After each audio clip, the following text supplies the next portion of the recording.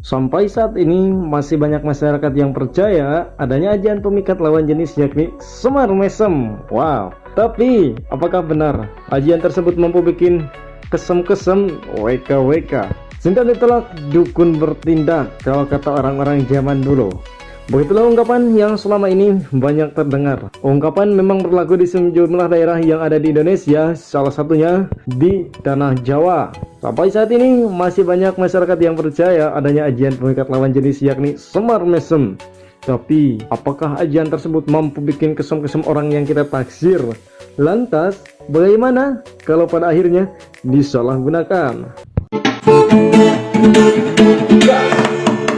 Coba kau katakan padaku dia itu siapa?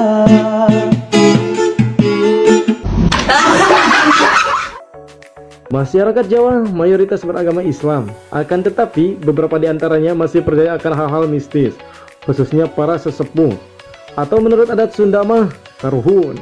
Hal mistis tersebut menjelma dalam berbagai bentuk, Semar Mesem salah satunya.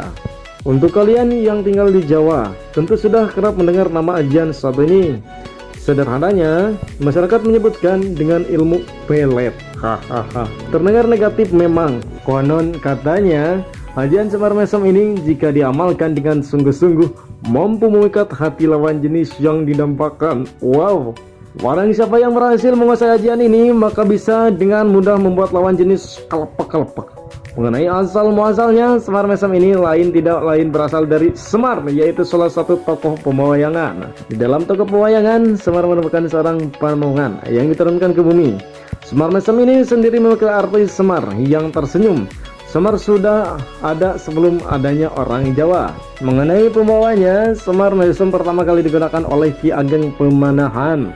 Kala itu Semar Mesem digunakan untuk menaklukkan musuh. Hasilnya bukan hanya musuh saja yang akhirnya takluk, lebih dari itu semua pengikutnya juga turut takluk karena perintahnya. Tidak berhenti pada pengikutnya saja, Semar Mesem juga membuat para wanita diam-diam jatuh hati. Hal itu tidak lain karena ajian ini mampu memancarkan aura dan karisma dalam diri seseorang. Dari keberhasilan Ki Ageng Pemanahan, dalam kurun waktu yang singkat, ajian ini tersebar hingga ke penjuru Nusantara. Bahkan di tengah majunya zaman seperti sekarang ini, masih banyak orang yang mencari dan menggunakannya.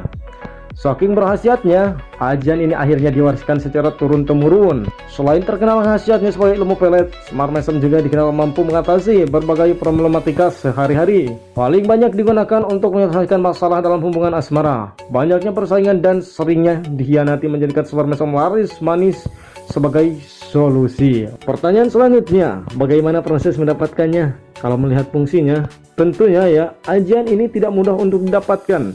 Beberapa sumber menyebutkan untuk bisa mendapatkan ajian ini dibutuhkan laku khusus. Ada puasa yang sampai 15 hari ataupun juga sebulan. Sekali lagi, tidak mudah untuk mendapatkannya karena sulit didapatkannya. Akhirnya banyak yang mencari jalan mudah untuk mendapatkan mantra pemikat hal ini. Hal ini terbukti dari tinggi peminat keris Semar Mesem di toko online. Lucu memang. Hahaha. Bagaimana mungkin sih sebuah benda sakral bisa diperjualbelikan dengan mudah begitu saja? Lantas di mana kesakralannya?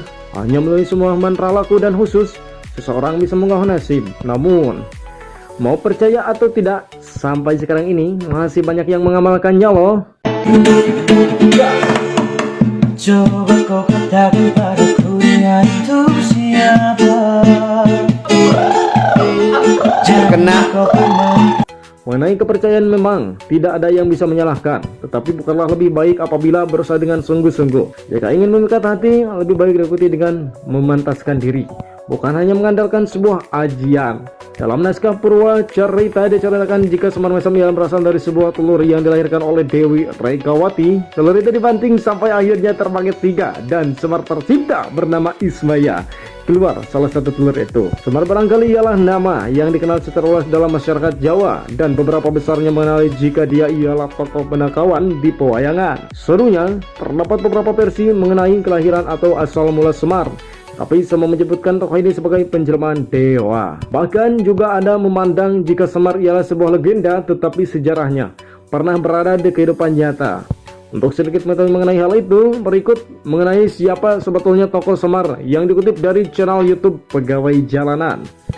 Menurut sumber di video channel YouTube tersebut, pegawai jalanan dalam cerita wayang, Semar disebutkan sebagai tokoh asli Indonesia karena diketemukan dalam cerita Mahabharata atau Ramayana dari versi India, dan juga menurut sebuah versi dipertanyakan apa sama di antara Semar dan Eyang Ismaya yang makamnya berada di Gunung Tidar. Tokoh Semar diketemukan dalam karya sastra zaman kerajaan Majapahit dengan judul Sudamala. Selain berbentuk kakawin, cerita Sudamala diukir sebagai relief dalam Candi Sukuh yang berangkat tahun 1439. Asal-usul Semar mempunyai beragam versi dan semua yakin jika sosok Semar ini ialah dewa yang turun di langit dan bersatu dengan kehidupan manusia. Semar mempunyai pekerjaan menuntun manusia untuk mempunyai budi pekerti dan menjunjung tinggi kebenaran. Pekerjaan menuntun dan mengayomi beberapa satria itu umumnya dilaksanakan dengan menyamar sebagai hamba seperti diceritakan dalam kitab-kitab Maniknya ataupun juga Manikmaya, Kanda, dan para Mayoga. Dalam sebuah sayembara di kahyangan Ismaya dan Antaga atau Teja Mantri, kalau menantang saudara yang namanya Manikmaya, mengakibatkan mereka berdua turun ke arah Cabda ataupun juga bumi dengan berubah rupa. Antaga jadi Togog dan Ismaya jadi Semar. Togog mengasuh manusia-manusia yang serakah, dan tentunya Semar jadi pamuk atau pengasuh dari satria-satria berdarah biru. Ada pula anggapan jika Semar ialah leluhur orang Jawa purba yang rohnya lantas jadi dahyang ataupun juga menjaga pulau Jawa dan juga semua Nusantara sampai akhir zaman kelak. Di wilayah Magelang, Jawa Tengah, sejarah awalnya masuk agama Islam ke tanah Jawa pun tidak lepas dari sebuah legenda yang menyangkutkan sosok Semar ini. Cerita yang populer di kalangan spiritualis Jawa ialah saat Syekh Subakir bertemu dengan Semar. Dalam pertemuan di sebuah puncak Gunung Tidar tersebut, Syekh Subakir bermusyawarah dengan bawa sebuah pusaka namanya Kalimasada. Selanjutnya, tempat petilasan di Gunung Tidar itu jadi makam yang berubah menjadi sebuah pusara yang ditengahkan tertanam keris pusaka Luk 9 dengan tinggi kurang lebih 2 meter. Dan masih ada beberapa versi mengenai siapa sebetulnya Semar ini.